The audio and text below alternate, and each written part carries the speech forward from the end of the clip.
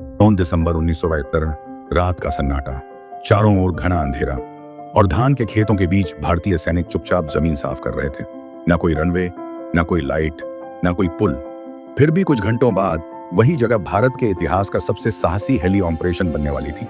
पाकिस्तान को यकीन था कि मेघना जैसी चौड़ी नदी भारतीय सेना कभी पार नहीं कर पाएगी, लेकिन जो हुआ उसने पूरी जंग की दिशा बदल दी। ये कहानी है उस दिमाग, हिम्मत और रणनीति की जिसने दुश्मन के सामने असंभव को संभव बना दिया। दिसंबर 1971 का युद्ध अपने निर्णायक मोड़ पर था। भारतीय सेना तेजी से आगे बढ़ रही थी और उसके अगला लक्ष्य था ढाका। ढाका पर नियंत्रण का मतलब था पूर्वी पाकिस्तान की किस्मत तय होना। लेकिन रास्ते में खड़ी थी एक विशाल प्राकृतिक दीवार, मेघना नदी। दुश्मन की सबसे मजबूत तैयारी मेघना नदी लगभग 1 किलोमीटर से भी ज्यादा चौड़ी थी। पाकिस्तान जानता था कि भारतीय सेना को ढाका पहुंचने के लिए इसी नदी को पार करना होगा। इसलिए आशुगंज और भैरव बाजार के आसपास भारी सुरक्षा तैनात कर दी गई थी। मशीन गन पोजीशन, सब कुछ तैयार था। भारतीय 57 mountain division lieutenant general Sagat Singh के नेतृत्व में लगातार आगे बढ़ रही थी। अखौरा और ब्राह्मणबरिया पर कब्जा करने के बाद सेना आशुगंज की ओर बढ़ी। लेकिन जैसे ही भारतीय सैनिक वहां पहुंचे, उन्हें पता चला कि पाकिस्तान पहले ही मेघना ब्रिज को उड़ा चुका है। अब पुल नहीं था और बिना पुल के नदी पार करना लगभग नामुमकिन माना जा रहा था। हालात पलटे और जन्म हुआ एक साहसी योजना का। यहीं से शुरू हुआ वो दिमागी खेल जिसने इतिहास रच दिया।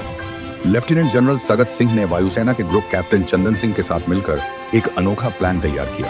हेलीकॉप्टर के जरिए पूरी बटालियन को नदी के पार उतारना। ये सिर्फ नदी पार करना नहीं था, ये दुश्मन की सोच को तोड़ना था। ऑपरेशन शुरू हुआ।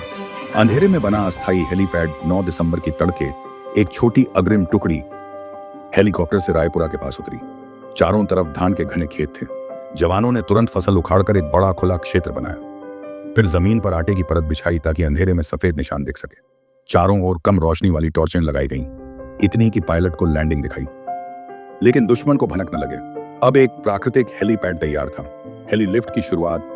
Mi-4 हेलीकॉप्टर एक एक करके सैनिकों को लेकर उड़ान भरने लगे। वे बेहद कम ऊंचाई पर उड़ रहे थे ताकि रडार से बच सकें। उधर वायुसेना के हंटर जेट भैरव बाजार के पास पाकिस्तानी पोजीशन पर हमले कर रहे थे ताकि उनका ध्यान बंटा रहे।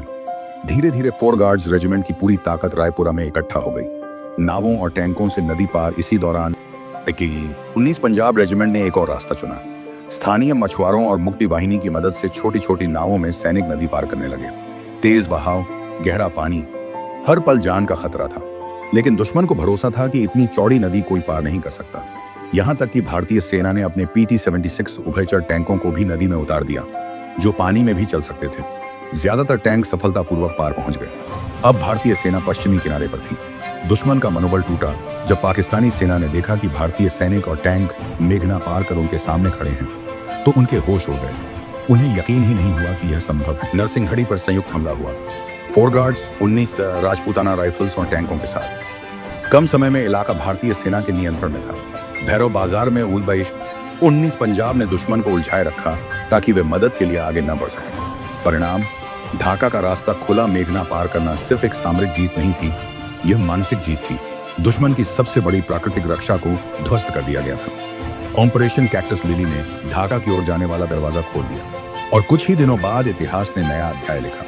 अगर तुम्हें यह कहानी सिर्फ रोमांचक लग रही है तो फिर से पढ़ो। ये सिर्फ गोली बंदूक की कहानी नहीं है, ये है साहस, रणनीति और असंभव शब्द को तोड़ देने वाली सोच की कहानी। जय हिंद।